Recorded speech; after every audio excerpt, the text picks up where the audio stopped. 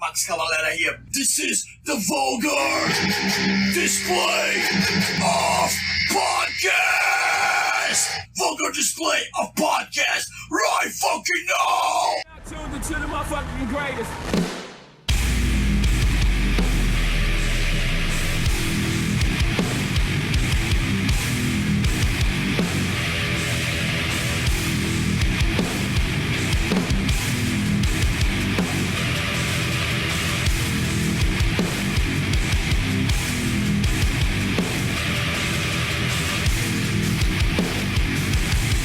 Tuned into the motherfucking greatest.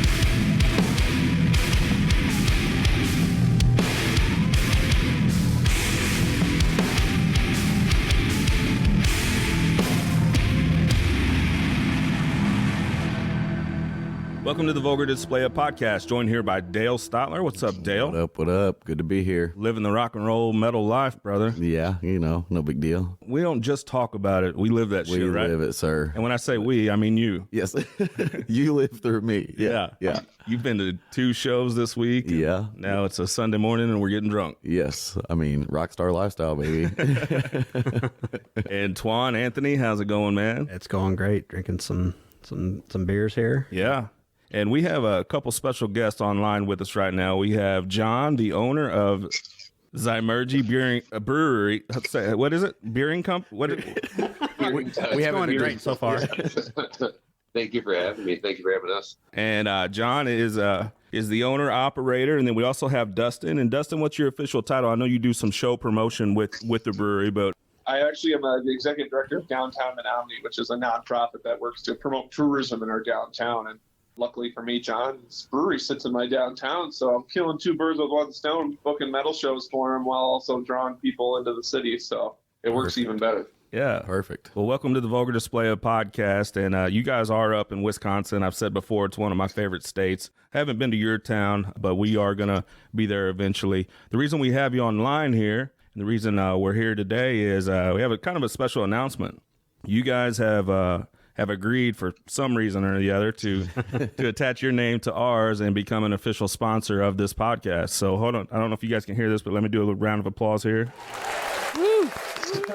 Hooray beer.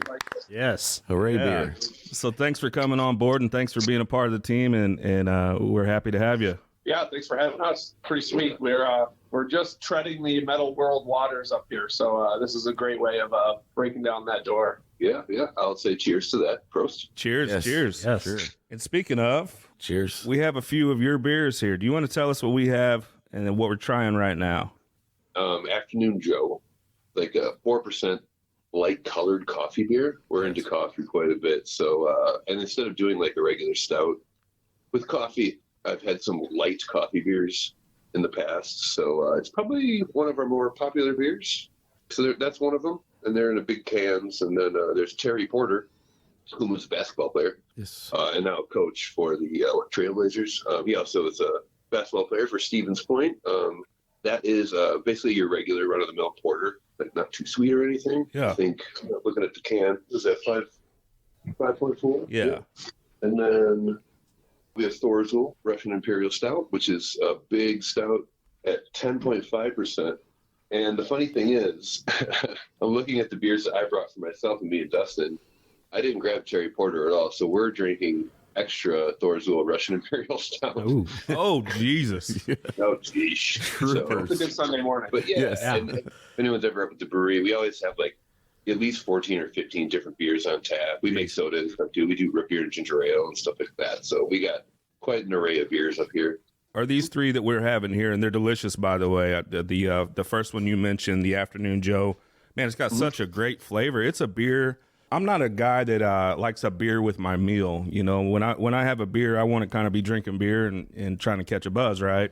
But that Afternoon Joe is something that it just has a great flavor. I feel like I could eat a meal with it. Like I feel like it's so flavorful that that it would be good with a meal. Yeah, I've done a lot of food pairing, like beer dinners over the years. And honestly, even this with like a piece of chocolate would be good. Yes. You know, you can always do something to like wake it up. So this with some chocolate would be fantastic.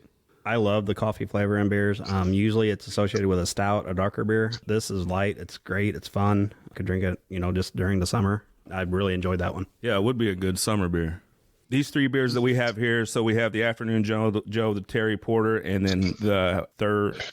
Thor Zool, Russian Imperial Stout. And you want to tell them what Thor Zool means or who it is? Oh, no. Do you know? Oh, is it from? It's from the local show here, right? Thor Zool there was a kids show. So we're in Menominee, Wisconsin. UW Stouts are a local campus, and there was a children's show produced in the '80s, and it's about like reading. And in the other world, there's this gentleman named Thor Zool, and that's like the gist of the show. Oh, that's cool. So yeah, that's what it's named after. It's like this cult kids show, kind of like what metalheads do. So we tape traded this show all around the country back in the day, and it would just randomly get in the hands of different teachers. So now it like has this really weird cult following in our town. Wow. So yeah, That's it's a good awesome. one. It's a good one. Yeah, I like that there's meaning. Pretty ridiculous. It makes no sense. So there's like a little bit of like local flavor with everything. It seems like you guys do, which is cool. These 3 beers that we have here, are they on tap all the time? Are they Seasonal?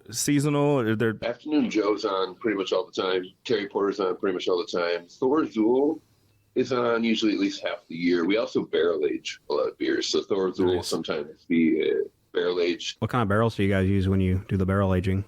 For beers like that, a lot of bourbon barrels. There's a distillery up here called 45th Parallel, and we'll use some 45th Parallel barrels. I've used Heaven Hill barrels. I've used Elijah Craig barrels before. I got some 14-year-old Elijah Craig barrels, and then we have a sour program, and all the sour beers are in wine barrels and Chardonnay barrels. And I like to drink beer. That's nice. I love that you guys are nerding out on it, but I know what I like, and I like to drink it. and I like to, to be drunk. and it tastes good. And it tastes good. You know, how did that love for brewing? How did that start? Where did that come from, John? It came from me knowing that I could make beer before I turned 21. Oh. So I, as a Wisconsin kid, we grew up drinking definitely well before we were 21. Same. So I think I started making beer when I was 18 or 19, just because I could buy the ingredients, ferment it, and get the result without trying to con people to go to the liquor store for me. There you go. And so A bit like moonshine in Missouri, right? Yeah. exactly. It's just like anything, like cooking and stuff like that. Like once you start it, and then you know you're into it, you're kind of like bit by the bug, and you know you want to do it. So I've kind of been brewing. Well, I'm 39 now, so I've been brewing since I've been 18. So Wow. it's all 20 years of brewing, and I that kind of took off into professional career. I went to brewing school, traveled over to Europe, and brewed over there for a little while. So that's pretty much what I've been doing ever since I graduated high school. Now you own your own spot, and you're able to get that out to your community. And was that sort of a dream of yours? Was that always the end goal, or were you thinking something even bigger? That was always the end goal. So I'll go a little bit in the history of where I've come from. I'm from Milwaukee area. So I went to brewing school in 2005. After brewing school, which was in Chicago and in Germany, I worked for Water Street Brewing Company, which is in Delafield, which is just a little west of Milwaukee. And then I brewed for Joseph James Brewing Company, which has just closed down, kind of partially due to COVID, out in Vegas. So I lived in Henderson, Nevada for a couple of years. Okay. After that, I moved to Menominee in 2010. So I've been here for 12 years. And I worked for another brewing company, Lucette Brewing Company, 2010 to 16. And then I left there just because that was the goal, was to own my own place. So I kind of left there in 2016. We opened December 1st, 2018. So it took a couple years. We're in an old auto shop, so we had to rip out all the concrete, pour new concrete. We had to do quite a bit of work. But yeah, that was always the goal. We've been going for 3.5 years. So when did we start doing death metal, Dustin? Summer of 2019. So yeah, just 2.5 years ago, within the first year being open. How did all that come about? Because you guys, is it monthly that you guys do that, or every other month you guys host a death metal night? Yeah, we kind of sit around that probably every other month, maybe every 3 months. We actually, John and I kind of became friends through his brewery because, again, I like beer. And Menominee kind of went through this thing with him and another buddy of his opened so there's 3 breweries in a town of 16,000 people right now. A friend of his opened another one within, a month of each other, maybe 2 months. So I kind of became friends with the 2 brewers. And one day, John and he brought up Tool.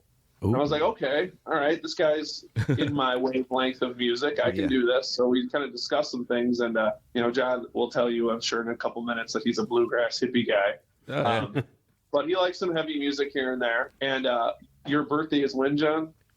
July 28th. So yeah, it was July 28th, and one day I was sitting in there at the bar drinking, and I turned to him and I'm like, "You have a pretty good space. I could do a death metal show here, like really awesome." Hell yes. Awesome. You know, if the sentence starts with that, Yeah. like good's Exactly. coming. Right, you got a good Really space awesome. here. I could do a death metal You show. do a death here. metal show here. There's beer, there's enough space. Menominee, in our so Menominee's northwest Wisconsin. So there was a death metal venue in Eau Claire, which is a 65,000 town, which is as close probably to a bigger city in our area outside of, because we're about an hour east of Minneapolis to help people out where we are geographically. So Eau Claire had a venue and it closed down about 5-6 years ago. So really there's only one other city, I would say in a 2-hour radius outside of the Twin Cities that does metal. So I was like, okay, maybe Menominee, this is something we could do. And a couple weeks later, John goes, well, I'm thinking about throwing a birthday party. Well, he goes, what if it's a death metal birthday party? And I'm like, oh, is that what I need? So he just gave me the reins, and he just kind of gave me the reins to reach out to folks. And I'd kind of, made my inroads of just going to a bunch of shows in the Minneapolis area. And that is really the long story short of how we booked our first show. You bring up Eau Claire, and I have to ask: has Bon Iver ever stopped in or anything? Yeah, John, why don't you have Bon Iver? Come on. And if he does, you guys got to promise to call me. I'm a big fan actually, and he's Look at that. John will talk all day about that. oh yeah. And I want to mention too, the reason how we even connected to begin with was one of our listeners, Mark Worley, lives in that area, and he said, "Man, this brewery here in town's having a death metal night, and I'm thinking about going." And it was actually your show that you guys had recently with Cognitive and Hath. And he went to that show and he said he had a great time. I think he even talked to you guys a little bit. How'd that show go for you guys? It was good. Yeah, I met him. I think he was one of the early people that showed up like right before we started doing tickets. So I did meet him, talked to him for a little bit, and then it kind of got busy. But it was good. Dustin, that's the only show that Dustin couldn't make. Yep. Oh, Because okay. he made it for his wife a while ago. So that is a show that we did a death metal show 8 days before that. So Dustin's like, how do you feel about doing another show 8 days after one? I'm like, it's pretty quick. It's a lot of work. It's a lot of work to host 5 metal bands, all gear, all people. So he encouraged me to do that show because, those bands are a little bit bigger in general. So like in general, the sound was great. Reaping Asmodea, Yes. that's a band out of the cities. They came and did all the sound for us, which was kind of nice. Very cool. And they always bring it. That was the second band. And then we have a local band, Dead Soul Symphony out of Eau Claire. They're kind of like unofficially our house band. So we let them open up for a lot of these shows. So 5 bands, the sound was great, pretty crowded. So for us, it was pretty good, man. Right. And I think Hath was my favorite out of the night. They're pretty amazing. I give John a lot of credit. I mean, he's the one who owns the brewery and has to do all the really big work. And, we have a pretty good tag team going on here where he lets me book the shows. I work with the bands. I'm the one who gets the contracts out. We go in on the pricing and stuff. And yeah, when we got reached out to by a gentleman named Randy who books shows down in the Milwaukee area, and he booked some pretty big shows. And when he shot us the Cognitive date, they're apparently, I think, supposed to play in Green Bay. And I don't know what happened, but they lost the Green Bay date. And he got reached out to, and he said he couldn't find anything that last minute. So he reached out to us because apparently we're starting to rumble a little bit in Wisconsin, which is kind of cool. The 8 days show prior that John had mentioned, we had this band called Biogression. They were a death metal band 30 years ago in Wisconsin. That was a pretty big name, apparently locally. And they had the 30-year anniversary tour, and we were the first stop. And John and I were outside smoking at one point between sets, and the lead singer of Biogression came up to us and thanked us for having us there. And we're like, yeah, dude, appreciate it. Thanks for coming up. Not thinking anything of it. And then he goes, well, we had to get up here because everybody's talking about you guys, and nobody knows why you guys are doing what you're doing and why you're so popular. But all the bands that come up here have a good time. And I'm like, because John and I know we're not a metal venue. We are just a brewery with some mediocre sound. But one thing we can come up with is we have beer. We'll give you food. We will pay you. We will even maybe find you a hotel if you need it, if you're driving far enough. And we'll make it actually a good time. Sold. At the end of the day. Sure.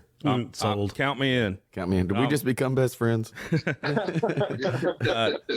Tell us, so what do you guys do about sound? Do you have somebody come in? Do you hire somebody to come in and do the sound, or how's that work? So we own our own equipment. I know a bunch of like restaurant owners around town that do concerts as well. So we invested in our own equipment. So we got 2 highs, speakers. We have our own mixer, double 12-inch sub, a bunch of cords and mics, the basic stuff. Yeah. And from right off when we opened, we would do open mic and have a lot of like folk and jamgrass and just blues and stuff like that. Kind of just we'll really let anyone play at our brewery as long as they bring a little bit of a crowd. We're not losing money. So we invested in our own equipment. My good friend Greg Manning owns his own studio now, recording studio. So he has gear, and he has probably done sound now more times for us now. So we do have a sound guy. He does not drink, so I pay him in ginger ale and cash. That's always good when the sound guy doesn't drink. Yeah, absolutely. Actually, it probably is a works good out thing. great. Yeah. He's one of my good friends. He used to live with me, and he's good shit. And but we'll piece together stuff. Like again, the metal bands, like they bring so much gear, so we just have like the basics. And then they unload their vans, and it's like, oh my God, where's this stuff going? And people, the chaos before the show is pretty apparent because if they all have their own drum set, it takes up a lot of space. But so yeah, we have a sound guy, and And when I saw that flyer, Hath is a band that I do like, and that's what caught my attention at first. But Dustin has sent me some stuff with the Reaping and what Asmodeus. I don't know. Asmodea, I don't know. I've never actually heard him say it. I don't think. Is that how you say it? Don't know. Daniel, listen, he'll yell at me for it. But yeah, they were on our first show. So when we did Zymurgy Fest, when we did the first show, we went all in on it. Like we did 5 bands. We had no idea what we were doing because we thought, and I thought, maybe John didn't. I thought this was a one-off. Like, I really didn't expect John to want to ever do this again. I really didn't. So when we did it, I talked him into, like, doing 5 bands and, like, making it a big deal. Because why not? Because if I'm going to book a metal show, let's do it once, have fun, get drunk, and, listen to heavy music. So Reaping Asmodea was our first headliner we ever had. And the 3 guys in the band are really great, and we warned them. We're like, we have no idea what we're doing. Like, we're just going to try to do this. We're being honest here. They were really cool, and they brought all this extra sound. They helped us set up. Like, they literally helped us with the first show. So we appreciated that quite a bit. And then actually a Wisconsin band that we've had a few times was also in the bill called Casket Robbery. And they're also pretty cool, too. They helped us out a ton with promotion on that and really pushed us to, like, be something more than what we are. And then after the show was over, John will tell you, like, we got a lot of good compliments from the bands, and they kind of encouraged us, like, don't stop, because you guys know, you're metalheads. There's only so many venues that do this, right? Right. Sure, especially a brewery. At the smaller level like we do. I mean, Minneapolis can pull, I went and saw Rotting Christ there a few weeks ago. Ooh, I'm jealous of that one. I can't watch Rotting Christ in Menominee, Wisconsin. So then after that, we did one. Actually, we only did one other show before the pandemic, and that was it. We had other shows planned, but we only did 2, and then the pandemic hit, and I thought we were probably toast. I think the mix of beer and metal God. works, right? Yeah, best combination ever in life. It was great. Yeah. And we always give them free beer, but every once in a while we'll take a beer or a seltzer and like Diet Red. Oh, nice. Yeah. Oh, that's perfect. Yes. Yeah, especially for the death metal guys. We're okay with that. And you guys have one coming up in July. You want to tell us about that? Yeah, sure. Yeah, it's really cool. Again, we've lucked out at making enough waves. So we hooked up with this guy, Steve Squatch. He goes by Squatch. He's out of the Illinois area. I know him a little bit. I'm a big Full Terror Assault guy. Yeah. We're going to that. Yes, I will have great time seeing you guys there. I've been since FTA 3. It's the best party in the United States, bar none. I try to talk John into coming right now. He's on the fence, but we're going to try to get John. I'll drive like 10 hours to a fish show, but not to metal. Maybe. But so I've met him down there before, and then he also booked a tour in which we got to host last year. I think it was like coming right out of COVID. We hosted this band called Atoll from Texas. Okay. They just got signed by Unique Leader, so they have a new album coming out, or it is out. So everybody should check them out. They're pretty crazy slam. So he hooked us up because he was looking for a Wisconsin date. So he gave us that tour, which was really nice. So this is his tour that we're jumping on. I don't know if you guys know, but another one of the big shows every year is the Chicago Domination Fest. Sure. Which is at the end of July in, I believe, Chicago, obviously. So the bands we have coming are Reviled, Architectural Genocide, and Putrid Womb. They're all from Texas because they're all coming up for Chicago Domination Fest. Oh, cool. It's July 26th, so they're all jumping in a car. They're playing, I think, Iowa and Kansas before they come up to us, and then they're going to head down to Chicago Domination Fest after we're done. And then the band Sexual Atrocities is coming to play from Illinois. If you guys are going to Full Terror Assault, that's their house band, and this will be the first time we've hosted them. They're a great time. It's nothing wrong with throwing some inflatables in the audience and drinking a beer bong out of a big boob. I'm excited. Yes, I'm good with that. Yeah. down with that. But yeah, so that's July 26th. It's a Tuesday, which will be interesting. But Yeah, and then we'll make the event page pretty soon here. We can make the event online this week. If we can make that, we will. I definitely think that we're going to, you talked about having one in September. I'm not sure if you guys have lined the date out yet. Maybe some announcements in the future with that one. But we're definitely going to check up there at some point and see your place and come drink some beers and listen to some death metal at some point. yeah, I think right now John and I told ourselves we weren't going to book in May and June. We're both busy humans, so we were going to take these 2 months off. But yeah, July 26th is our next one. If the other ones that just, if anybody's listening or in the area, but we have our Zymurgy Fest 3.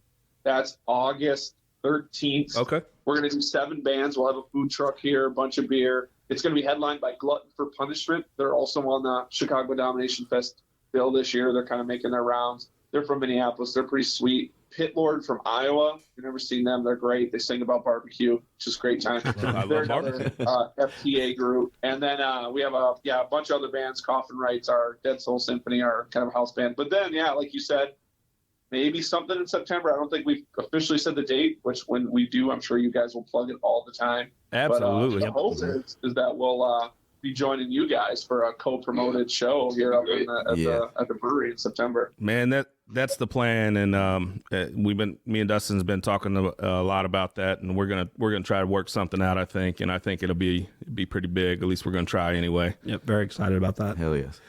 Dustin, you seem September's a great time too. By the way, we are a college town heavily, so September's right when the kids move back. Would be a couple weeks after. I think September's a busy time in our city, so that's probably a prime time to do a decent sized show. Not cold enough to where we can't open up the doors. We have a little bit outside too, so it's great when you can open up the doors, because then the whole city can hear what we're doing. It's great. We're not far from City Hall, so we like it. Let the whole city hear some metal. Yeah, the metal we're bringing, I'm not sure the whole city wants to hear. Yeah, they'll be like, shut that fucking door. We've had some absurd music up here, and no one seems to care. Like, Really? Love it. there's a big lake. There's a big lake right out in front of us, and we've opened up the doors a few times, and like no one really cares. There's no noise complaints really ever around here. It doesn't seem like. And also every Friday night we have like the races that are pretty close to town, and that gets really, really loud. So I think no one really mind. And I will say this too: the metal fans are some of the best ever. Like they're very respectful. They bring a lot of cash and they buy a lot of merch. They buy a lot of beer, but they also don't act like fools. Like they drink a lot, but they also kind of like pretty responsible. So that's kind of one reason why I keep doing metal shows. Isn't that funny that metal music and metal fans have this sort of stigma attached to them, and people think that they're a certain way?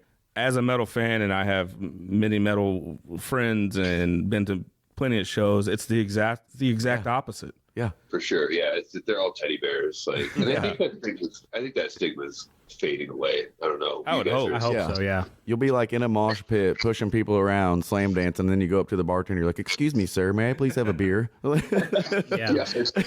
I mean, again, going to Full Terror Assault, I'm so glad you guys are going.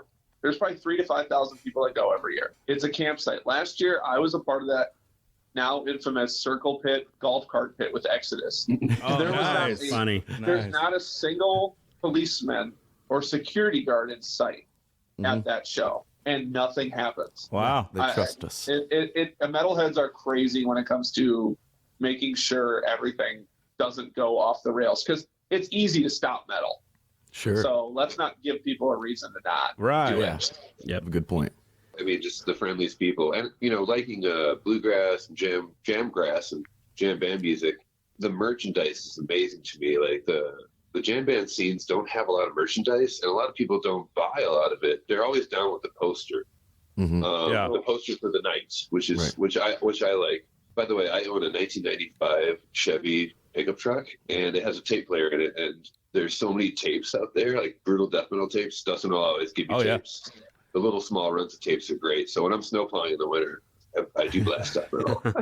Yeah, those little speakers in my truck. so those cassette tapes are kind of like the new vinyl. Yeah. Yeah. A lot of bands are selling cassette tapes now. Bringing them back. Yep. Yeah, I've talked to quite a bit about why they do it. They just do like little runs of 100, 150 tapes, and they don't make a lot of money off them, but they don't cost much either. Like to make a tape can't cost that much. So I don't know what you buy it for $10 or something like that. Yeah. Yeah, I don't know. I like that. Yeah. And I have a pretty professional job, and I have a really nice vinyl player in my office. And I get a lot of people come in, and it's all death metal in my office. There's like I throw like the Metallica at the top just so it looks less brutal. And then the first question they ask, you guys know this, is, gosh, metalheads, why do they make vinyl? I'm like, this is what they do. Yeah. Like, there's always vinyl. I'm almost shocked when a band doesn't have a vinyl. Yeah. And it blows people's mind in that regard. So it sounds like, John, so you like sort of the jammy parts of metal. It sounds like you're a Tool fan. What other metal bands do you like? What shirt are you wearing right now, John? I'm wearing a ginger shirt. Oh, nice. I bought my ginger shirt, the donation for Ukraine. Yeah. We want a homeback shirt. But let's see. So my brother is a little older than me. So I grew up with him listening to gangster rap. Hell And, Yes. like gangster rap and Pantera and some other. That's kind of where it started. And he's 4 years older than me. So that's kind of. By the way, my first concert was Weird Al Yankovic. Yes. Well done. Perfect. Yes. Just You're throwing that speaking our in there. language. Yeah. Oh, You're speaking our beautiful. language. Okay, cool, yeah. And then my second show was Smashing Pumpkins on the Melancholy tour, like '97. Oh, so yeah. So jealous of that one.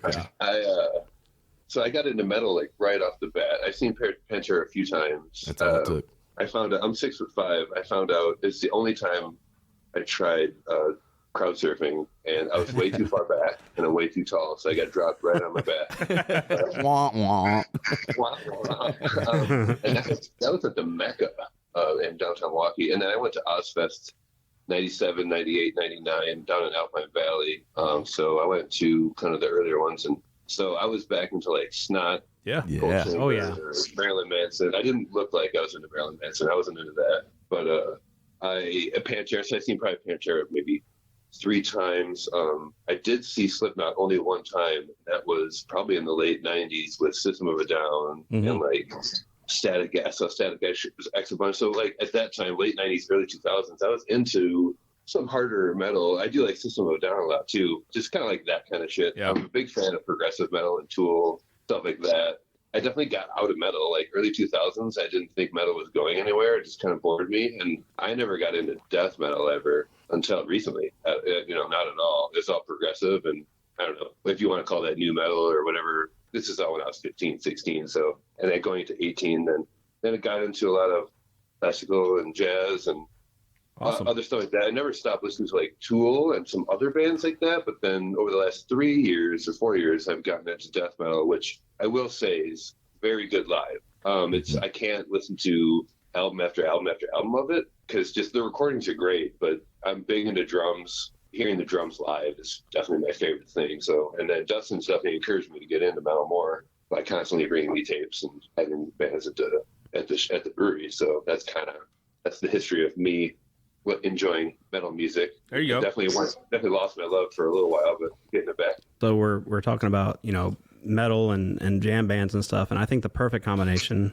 is Clutch. And actually Dale went and saw them last night here in St. Louis. I just witnessed them live and in person last night, and they were fucking incredible. Yeah, I've never seen them live. Yep. But I know them. Yeah, they're good. Yes. We've said on this podcast plenty of times, it's actually, I think, part of our like tagline is like, we're metal fans, but we're music fans, All day long into the day. Yes. Everything that you're saying, I listen to too. Maybe not as much Fish, but I love the Grateful Dead. I love Pink Floyd. I love, And then he even said the gangster rap. And just music and great music in general like that. That's awesome. Yeah.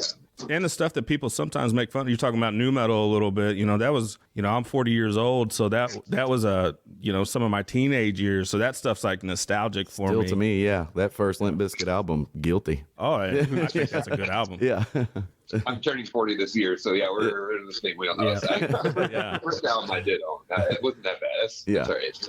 So we kind of pride ourselves on being non-judgmental fan, because I do think you kind of run into that sometimes. Oh, yeah, people try to out metal you. You know, Right. you know that guy. Yeah, I'm harder than you. yeah. Like, you settle down. Sorry, that guy was singing in that last chorus. I'm sorry, he wasn't screaming the whole time. Yeah, we kind of pride ourselves on that, but yeah, we are death metal fans. What about you, Dustin? I know you you love the death metal. So what are some of your favorite bands? Yeah, no, I'm 33, so I'm a little bit younger. But of course, like my middle school years was all new metal, so it was great. But I remember I've told the story to so many people because people ask me how I get into this. Because again, I had such a professional job, and you guys know Headbangers Ball. Remember how? Oh my God, yes, Yep. absolutely. The best. So I used to buy them like compilation CDs when I was a kid, like when I was young, because I thought it was cool that you can buy 2 CDs and there's like 40 bands and 40 songs on it. Yes. Hell yeah. But there was one Headbangers Ball album that came out, and the first CD was all the stuff you would see on TV, right? Like some of the new metal stuff and some of like the more popular metal. And then the second CD was all this like death metal that I'd never heard of. And I listened to Deicide's Scars of the Crucifix. Oh gosh.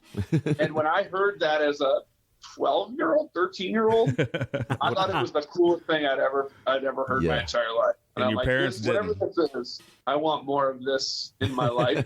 I want the heavy. So I quickly took my mom. My mom was super cool. She took me to Hot Topic or whatever when they sold, or FYE. Yeah. And, Oh yeah. bought me my first Cattle Decapitation and Deicide album that was okay. blacked out. You couldn't see the CD, Yeah. So I got Once Upon the Cross and To Serve Man, and I always tell my mom that story. Every Mother's Day I'll tell her that story because I was pretty cool. Yeah, Deicide's my favorite band of all time because of just strictly that. I know a lot of people will hate on Deicide plenty. I mean, I like everything. I don't just like death metal, but it is kind of where I stick. I'm a huge Cattle Decapitation fan. I think we'll get into the Black Dahlia murder thing by the end of this. I don't know, man. I'm kind of all over the board. I do love me some folk metal. I like some Insufferum and some Corpiclani and some Ailstorm. That's all great fun. Again, we like to drink, so partying while I'm listening to metal is a great time. Yeah. So Ailstorm, that pirate metal band, is one of my favorite bands to listen to. I just got the Cognitive album. And when I think of Mother's Day, I think of Deicide a lot. Yeah. Those two always go. Yes, those two always just mesh well. Yeah. I mean, I remember, I'll never forget one time my mom and I went to a movie. I couldn't tell you the movie, but I'd had her buy me one of the compilation albums, and she went to the back of it and she read out all the band names. And again, I was so novice at this, but I remember that whatever album it was, there was Soylent Green was on it, Dying Fetus was on it, and a few other bands, which is ridiculous. Like Nail Bomb, I think, was on this compilation album, and she's like, "What the hell is this stuff?" And I'm like, "I don't know, but I really like it. I don't even get it, but it's just so loud." I don't even know either, but I love it. I love it. Yeah. So yeah, it's stuck with me ever since. Now that's I'm pretty tunnel vision. I'm not you guys. I listen to metal, and that's about it in my entire life. So I give you guys credit. That's it. I'm gonna buy you some hippie shit soon. Oh, can't wait. I'll buy it. So while we've been sitting here, you're talking about this Full Terror Assault and this Exodus golf cart mosh pit. Yeah. This looks like the best time I've ever seen in my life. Did you look it up? It It's looks on like the big so much screen fun. right now. Yeah. He's got it pulled up on the big screen right now. Can you explain what you're talking Yeah. So Where are you? We're trying to find you in the crowd here. Which card are you? Yeah. we didn't jump in the cart. We had our own cart, and me and my buddy, as much as we're metalheads, we were still like, it cost us like $300 to rent this cart. I ain't letting anybody break this thing. Because there was people jumping on the tops of them, on the sides of them. Like, I was like, no, I ain't paying a bill. Are they going in a circle? Yeah. Yeah, they're just going in a circle. They were doing. Yeah. They ended moshing. with Toxic Waltz, obviously. And out of nowhere, some dude just drove his cart right into the pit, and then about 4 others followed, and they just did a circle. People just jumped on it. And Exodus, Gary Holt, and them loved it. Gary Holt posted on his Instagram the next day.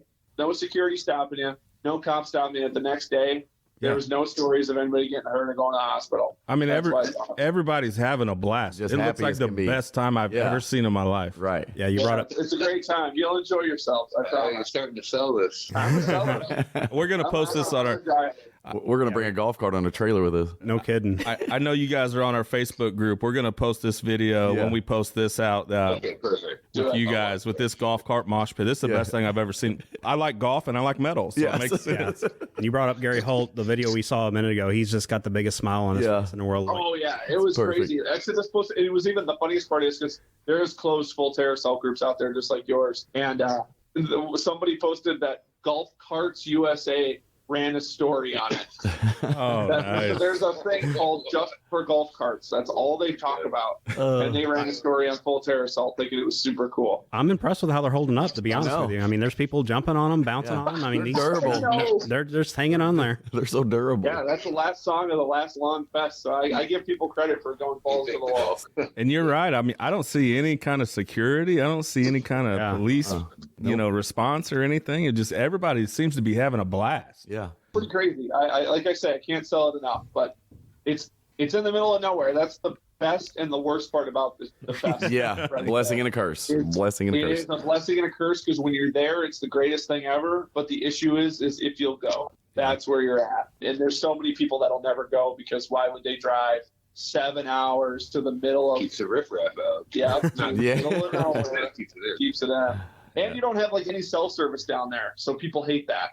Yeah, we're joined here with our new sponsor with the Vulgar Display of Podcast. You're going to start seeing their logo on everything that we put out. Anything that we can do to help you guys, you're going to let us know, right? Oh, of course. Yep. You'll be plenty informed. And we're really looking forward to that September show once we get that information out. And we can't wait to get up to your spot. And I think it's just a match made in heaven. Yeah. Thanks for having us on, man. Much appreciated. Sure. All right. Do you want to give out your websites and your social medias? Yeah. So for the brewery, it's just Zymurgy Brewing Company. We're on Facebook. We're on Instagram. I would like Zymurgy on Facebook for sure. That's where you're going to keep up with all the metal shows we do by far. That's the number one. That's what I would say. But yeah, Facebook would be the best. And that's kind of it for Zymurgy. And you got to go check out their Death Metal Night in July. Tuesday, July 26th. July 26th. Go check them out and all those bands. Support those bands. Buy the merch. Do the streams. Drink the beer. Drink the beers. Listen to the metal. Stay metal. Stay metal. Freaking metal, baby. Yeah, stay drunk. Stay metal. Yeah. Stay drinking on a Sunday. You can't beat it, right? That's it. You can't day drink if you don't start in the morning. No, 100%. Yeah. So we're well on our way. We actually host a billiard tournament every Sunday at 2 p.m. So I'll tell you how good I do today. I'm going to do great. No joke. Yes, confidence. Well, we appreciate you joining us today, and we appreciate the partnership. And look for a lot more things with us and them, and follow them on their socials and support them any way you can. And guys, we appreciate you calling in. Thank you. Yeah, thank you, thanks, guys. boys. Have a good day. Thanks a lot. Yep. Cheers, pros. Thank you. Yep. Hey, it's Stephen from 200 Stab, and we've listened to Vulgar Display Podcast or fucking die.